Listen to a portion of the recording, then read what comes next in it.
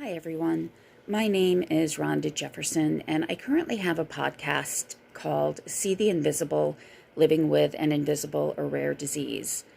I do have a rare illness, but I also have another one which is a little more visible, and some people may recognize that there is, I guess the best way to describe it is an issue with a person's legs or arms when they see them, but people don't understand necessarily what's going on. So I have something called lymphedema as well, and that's extreme swelling in my case. It's not like, just a little bit of swelling. This is heavy, intense swelling. When I was at the largest with my legs, they were about 44 inches around, and that is fluid that was retained. One time I actually, a knife fell off the counter and went into my foot, but I didn't bleed, but when the knife was taken out, I actually had fluid coming out of my foot for a very long time. And when I was in the hospital once having surgery, the doctor decided to wrap my legs really tight with ace bandages and then give me some diuretics to try to help rid the fluid. And they did, and I lost probably about 100 pounds of fluid. The doctors said, they measured my liquid intake and, measured everything regarding my liquid. And for the first couple days, on average, I was losing about 7 liters of fluid each day. Now, of course, I left very excited from the hospital, but within probably 2 weeks, when I went back to the doctor, I had gained 50-some pounds again, and that was all fluid. Because unless I had that intense treatment all the time, the moment I drank something and was standing up, the fluid just goes down, and it just stays basically. So I've had this for most of my life, at least as far back as I can remember. I can remember in gym thinking my legs don't look like the other girls. But in my family, it was common. My aunt had it, and it's in the arms and the legs. My mom had it. What I remember of my grandmother had it. She would have had it because all the pictures look very similar. So I did actually end up having surgery. It was, I don't want to use the term experimental, but no other doctor would do it but one. And he wanted to get rid of the damaged tissue, basically, to help stop the fluid from going back into my legs, once we got it out. So when all was said and done, I now average about 30 to 35 inches around on my calf. I believe there's some fluid retention kind of in my belly area and hip area too, but the biggest issue that I have in getting around is with my legs. So what I wanted to do today was just kind of introduce that and explain a little bit about what I go through each day. Now, I kind of made a mistake. I wanted to film myself putting on my stockings just to kind of show that, but I'll leave that until tomorrow or the next day. But that does lead to also a complication. I need the compression, but most medical suppliers of compression stockings don't make them to my size. And, because my thighs also have the lymphedema, though percentage-wise or proportionately not as bad, I can't really get the compression I need.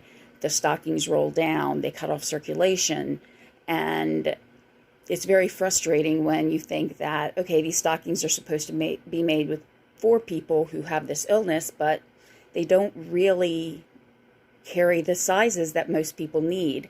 Thankfully, some manufacturers have started to, but they're not like the big name medical manufacturers. So, it's not like it's a prescription, or it's not like it would be covered by your, flexible spending account if you have one. So every month I do have to get another pair because the stretchiness and the support, just wears out after a while. So to be completely honest, I would probably need 2 to 3 pairs a month, but I can't afford that when they're not covered by insurance or anything like that. Now, how this relates to my other illness is I have a higher risk for infection. My other illness is an autoinflammatory illness, and a couple of the medications I take decrease my immune system pretty badly. So, of course, with COVID, I've been kind of on pins and needles, and we've been vaccinated, but COVID went through my house in November, just around Thanksgiving, so we couldn't have Thanksgiving dinner. And actually, one of my sons is home because he has COVID as well right now. So it's a very difficult time as well. But in regards to my legs, if there's like a break in the skin for anything, even if it's microscopic and I can't see it, if any bacteria gets into my legs, I get a severe infection. So first, I'm going to kind of show you what my legs look like now. Bear with me because I'm not great with this whole camera angles and stuff like that. I will have my stockings on, but you can still see some things. I'm going to reverse the camera right now. So this is what I call my good leg. This has less infection. You can see how the stockings are rolling down. And then also in my ankle, because, there's a kind of a gap there. I call this my good leg because usually it's not quite so swollen, and it's kind of hard to find pants. So I usually have to do some type of alteration. So these right now are a wide leg stretch jean, which when I'm walking, you can still see the outline, but they're pretty comfortable. So, I stick with them. And then this is what I call my bad leg, because 9 times out of 10, if I get an infection, it's in this one. You can probably see it looks a little bit bigger. There's actually, since it's rolled down, I'll show you. There's like a couple lumps in my skin. Now, this one is, I think, a little bit probably due to the stocking at one point rolling down, but this is one that I always have. Now, if this leg does get more swollen, then I will end up with more of these creases throughout.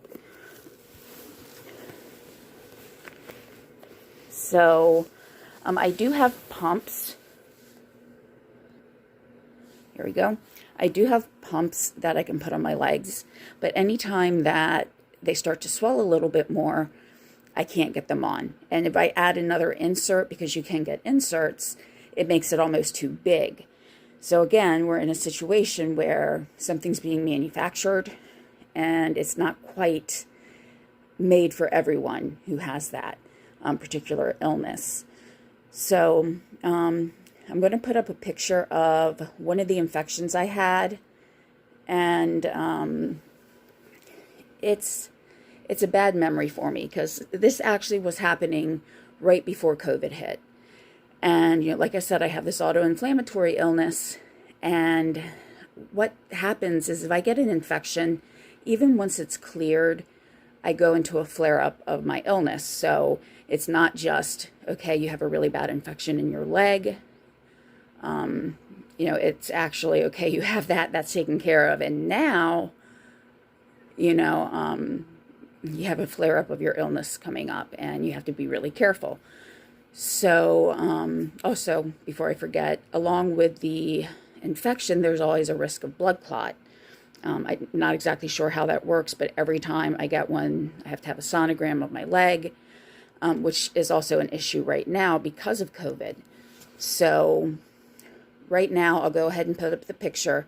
It is a little graphic. So, if you depending on who you are, some people may find it graphic, some may not. So if you've had similar instances, and have seen this before, it's going to be okay. But I do want to just give that warning. So I'm going to put it up for about 10 seconds starting now. And at this time, too, they would even check my foot to see if there was a pulse going to it still. And they never admitted me to the hospital with this infection. Now, I'd had a similar one a few years prior, and I was admitted right away. And I've learned I cannot wait 5 minutes. The one where I was admitted a few years prior, I thought I was actually going into a flare-up of my illness because my I was feeling bad, and the illness can also cause, like, it causes inflammation. So sometimes my skin gets red, and that's initially what I thought it was. But by the time I realized it was an infection, it was, just bad. I was in the hospital for a week on heavy duty antibiotics. But yeah, for the one of the picture that I just showed, my primary wanted me admitted. I had actually reached out to her on a weekend because, all this usually happens on a weekend or a day she's not available. And I sent a picture, and she said, go to the hospital. I did. They gave me some antibiotics. By, midweek, it was actually worse. So I went to see her, and she didn't even really touch it because it was very, very inflamed. But she said, you need to get to the hospital now. And my husband had come with me because I needed a wheelchair. I couldn't walk. And so he had to push me in the wheelchair. And I went to the hospital. She called. They still would not admit me. And then I went again on the weekend, or Friday or the weekend, I can't remember which day. And they still did not admit me. And a doctor who had seen me first that day, when she saw me leaving, she was like, what's going on? They should have admitted you. And what they would say is, we don't know if insurance will cover it. So basically, we're not admitting you. But when I talked to my insurance company later, they said, no. Once, it was a nurse that works with you at my insurance company. And she said, no, you should have been admitted. So that's, I guess, just how it is with insurance, which is a whole other topic. Because with my other illness, one of my infusions supposedly cost $14,000. That's what you see on the bill, and then they reduce it for whatever contract cost, and it's a mess. But they just didn't admit me, and it took me weeks and weeks just to partially get over it. I was probably pretty much bedridden for about 4 to 6 months, and at probably the first 4 months, I was almost completely always, in my bed with my legs, resting. But, eventually, after about 4 months, I tried to sit up a little bit more. And also during that time, I decided to start the podcast because, yes, COVID was around. I lost energy very quickly. Like, I had no stamina to do anything. And I'm like, what can I do? I need something to kind of stimulate my mind, keep me going. Even though my body was kind of betraying me, I wanted to stay active. And in some Facebook exchange, this was, near the beginning of the pandemic, and a friend of a friend had commented something basically saying anybody with underlying conditions, if you're older, what were considered the high risk groups, that our lives were not worth them needing to wear a mask. I'm like, okay. So I had commented something back, like, probably something around the lines of, it's just a mask. And he had also commented about the economy with things closing down. And I empathized. I really did, because I know if you didn't feel like you were going to be affected, you weren't part of the high risk groups, and still you weren't able to work, that had to be the most frustrating and scary situation you could be in. I was fortunate because my husband worked through some of it. He did get laid off for a little while, but he still was able to work some, I think, prior to or just up until Christmas or the New Year of that year, but then he was laid off.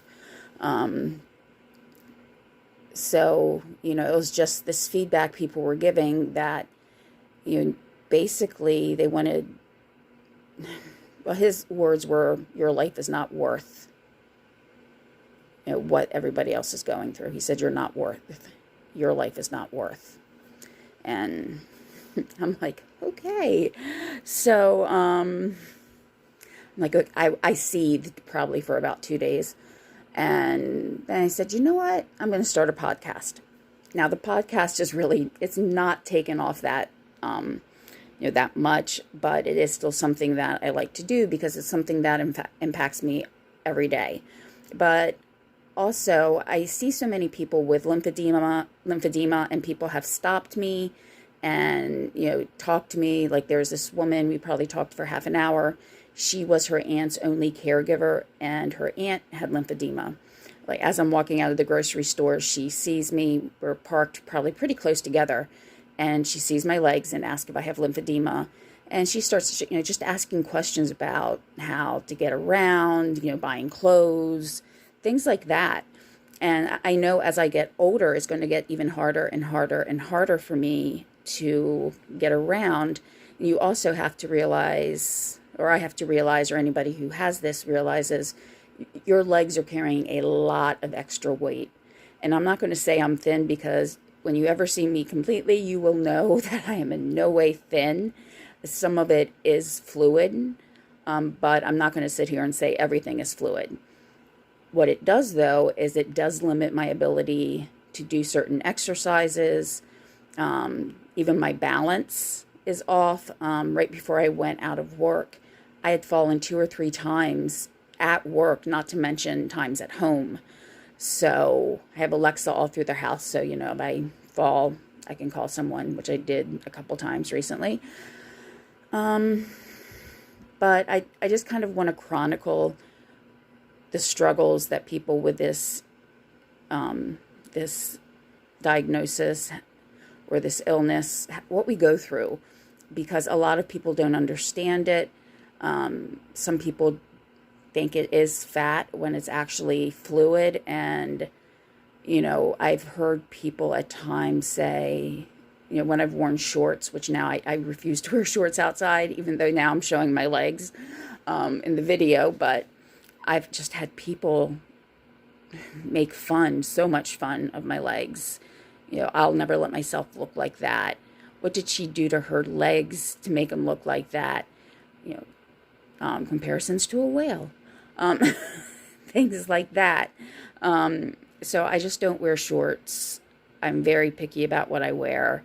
Though, not a funny story, but I was referred to someone at a very large medical center that's a couple hours away, and he said there was nothing they could do for me, that the quote-unquote old-fashioned way to take care of this was they would actually amputate the leg, but because it didn't fix the problem, all the fluid ended up staying and settling above where they cut off the leg. So they, if they amputated just at the knee, then all above the knee had the fluid staying there. So that was a big no.